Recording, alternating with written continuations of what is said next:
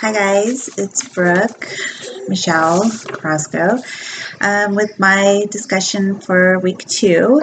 This week we're talking about experiential therapy, and once again I have no experience with therapy, just a student, so I'll be coming from that angle. This is really some of my favorite therapies. It's kind of more in tune with the person or the therapist, hopefully I think I will be.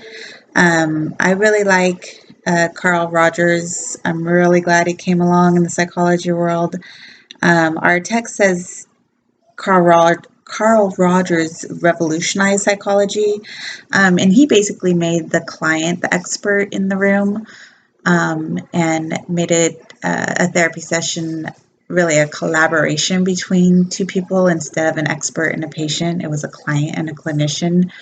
And I really come from a peer support background, so that's really down my lane. So this this is the kind of therapy I really see myself leaning towards. As far as the videos and comparing the video we watched with what we read about in the slides and in the book, I saw a lot of Gestalt and centered person therapy in the video. The clinician had a lot of empathy. She had a very, you could tell she didn't have like on an expert hat. She was a partner with the client, so it was a very client clinician partnership going on. I think they even mentioned that at one point during the session. She said that we did a lot of good work here, when she gave her a compliment about the hard work that they had done. So it was more of a partnership, which is very in tune with experiential therapy. And person-centered, if I just back up and give you a brief synopsis of what I'd look at them as, it's very, people are generally are looked at as good, and that they naturally identify with things that they value and always will move towards that, whatever that is. And it's the goal of the therapist to help them get there, and they'll get to a good place if there's a good relationship and they're in a safe place with a good therapist. There's no judgment, and the therapist has to be empathetic and able to really put themselves in the client's shoes.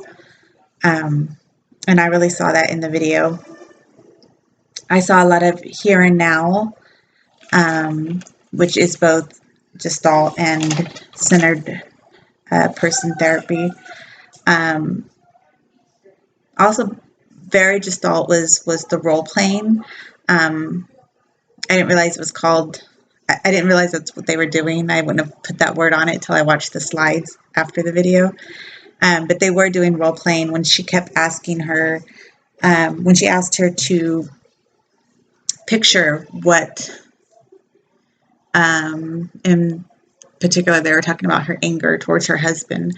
She said, what does that anger look like? She did a lot of stopping and asking her, what does that look like for you?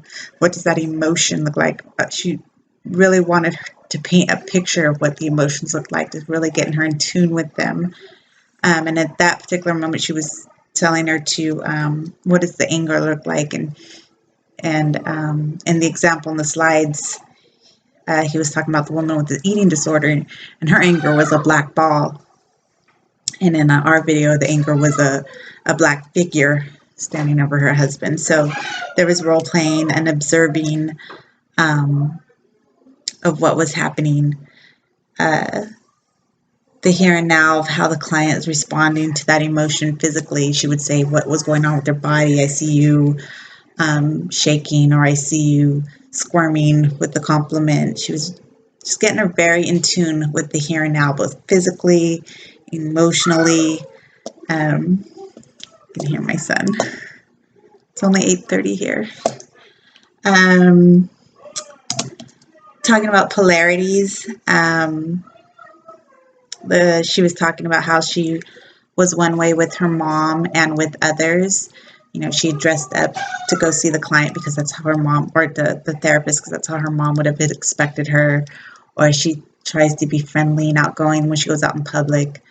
But with her dad, she could be herself and be comfortable, or with her pets.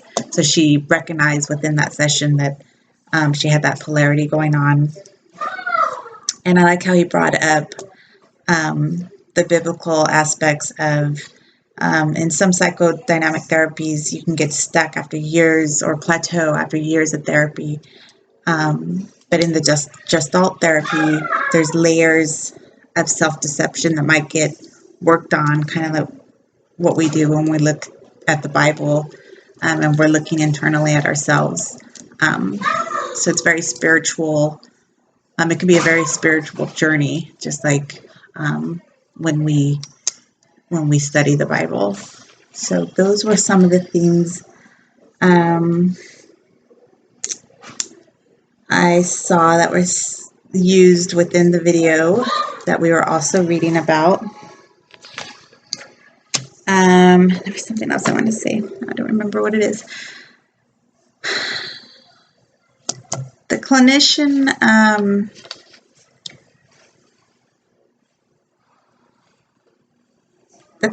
was really good about making her stop and put a word to what she was feeling, like physically. So I guess my lingering question would be, how do we know when to stop and interrupt a thought a client is having, or how often to do that? When is it too much to interrupt the flow of what someone is saying? How do we know when we're on the right track, I guess? Those are some of the things I worry about. Obviously, this clinician knew exactly what she was doing, but as we were watching it, I was like, wow, she keeps interrupting. She knew where she was going, but I wonder, is that just an experience thing? So, yeah, I guess that would be my lingering question. How do you know when to interrupt somebody? What are your thoughts on that? Okay, have a good night, guys.